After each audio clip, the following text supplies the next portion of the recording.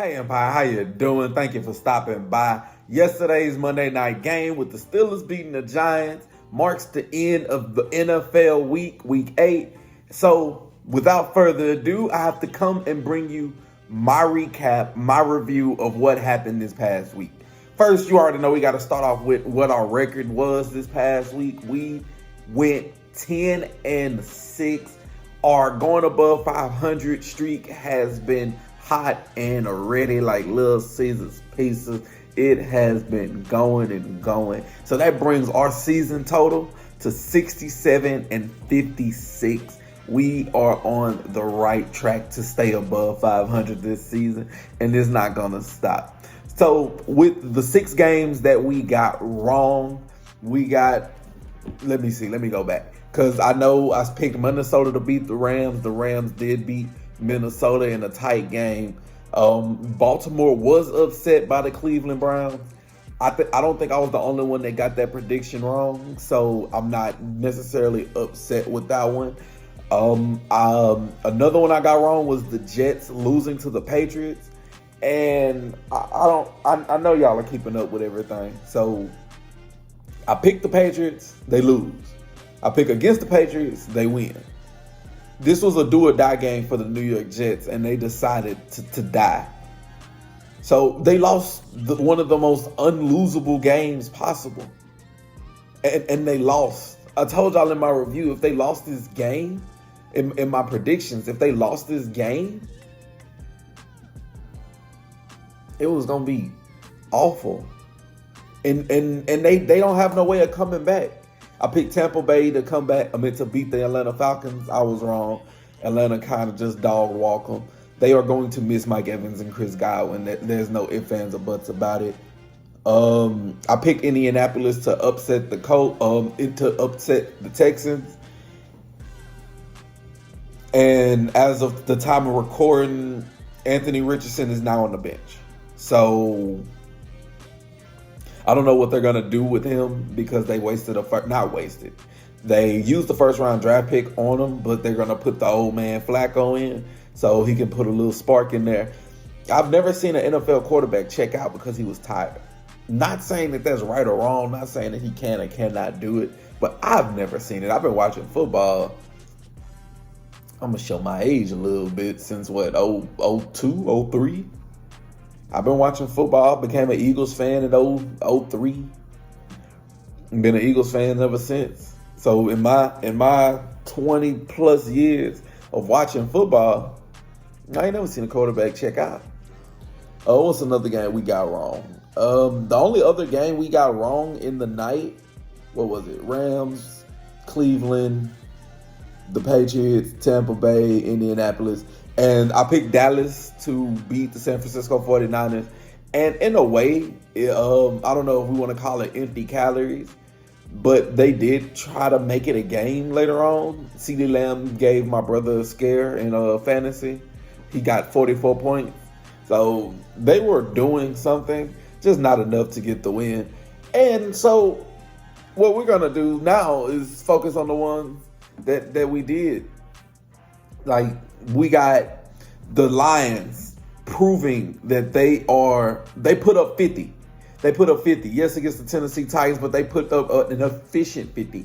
I think Jared Goff had less than 100 yards throwing, 3 touchdowns, and they put up 50 points. That was just a team flexing their willpower, flexing their muscles a little bit, showing that the Titans really can't fuck with them. Now, what I personally enjoyed was the Philadelphia Eagles beating the Cincinnati Bengals. And it was more or less because y'all heard me, I'm a Philadelphia Eagles fan. The second half of that game was probably the best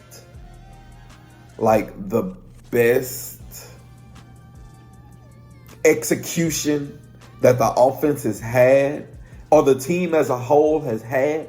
Now we just got to keep the momentum. Just Jacksonville next week, you got to keep the momentum going. I really don't know what to make of it because I don't put too much stock in the Bengals. I said their 3 wins are against the Panthers, the Giants, and I want to say the Browns. Deshaun Watson Browns. We see they're a little different with Jameis at the helm. which kind of brings us to Jameis Winston and the Browns upsetting the Baltimore Ravens. I touched on it earlier because it was one of the 6 games that we got wrong. But if you heard his pregame interview, you know, all power to the Most High. Jameis Winston is unintentionally one of the funniest people to get on the mic. Just give him a microphone and he's gonna give you a quotable. But they did. He came out there. He was slinging. He was an efficient quarterback. He threw for over 300 yards, and he led the Browns to beat the Baltimore Ravens, who was heavily favored in this game. What's another game that we got a nice little prediction on? Arizona beating Miami. Tua came back. He slid. Everybody was happy. A game. Oh my goodness! I said if JD plays, they were going to beat Chicago, and you see why. That Hail Mary play was JD making time, slinging it, and getting it to Noah Brown. Granted, the defender who was taunting didn't make it no better. He wasn't necessarily focused or locked in. He was too focused on the crowd, which kind of came back, it most definitely came back to bite him in the ass, because you have video evidence of you taunting the crowd, tipping the ball up to Noah that scored the touchdown that made the team lose. That game was crazy. That game was wild. That game was beautiful from start to finish. Now, I say beautiful in the sense of it was a game. Now, the play was a little ugly, a little sloppy at some points, a lot of inefficiencies to start off. But the fact that it was a Hail Mary on the final play makes it a good game up until a point, because it was competitive. It was close. It never gave you that feeling like one team wasn't going to win, or, you know, you didn't believe. Kansas City stays undefeated, 7-0, beating the Las Vegas Raiders. And Patrick Mahomes continues on this not even the defense. I'm going to say that Steve Spags, his defense has been kept continuing on a dominance that can't really be touched right now. They are playing one of the best defenses in the league, and you have to respect it.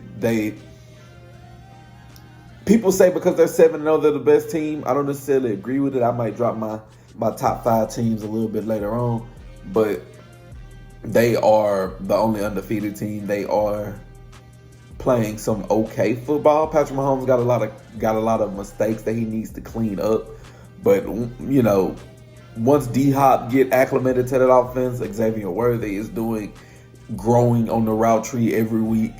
Patrick Mahomes is just gonna settle down. But even with what he's doing, they're undefeated. Pacheco gonna come back and be healthy. They're gonna get Hollywood Brown back in time, like for the playoffs. Kansas City is most definitely scary. I got a feeling that they're gonna three-peat, me personally. Bo Nix and them beat Carolina with Bryce Young. He did show a better showing, but Bryce Young and Carolina doing Bryce Young and Carolina thing. Pittsburgh showed me last night that they can run the ball, stop the run, and TJ Watt most definitely is the defensive player of the year as it stands right now. Green Bay beat Jacksonville.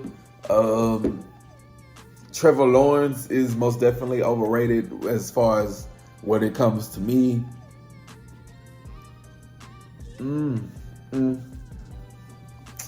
But give or take, that's kind of where the Empire sits as far as our recap for Week 8. The 3 games that we said we wanted to look out for was not Baltimore. The Jets and the Patriots, and the Jets failed their test because they lost an unlosable game. Buccaneers and the Falcons, and I don't remember what my third game was. It was probably Indianapolis and Houston or Minnesota. I forgot what my third game was, but we did have 3 games up there that was much watch, much CTV. Hopefully you got storylines from it. But this is Unknown's recap of NFL Week 8. Stay tuned for the predictions of Week 9. Thank y'all so much. Don't forget to like, share, and subscribe. And if y'all like football, or if y'all have any recaps or anything that y'all would like to talk about, y'all are more than welcome to drop them down in the comments down below. I do appreciate everybody. Till next time, y'all have a blessed one.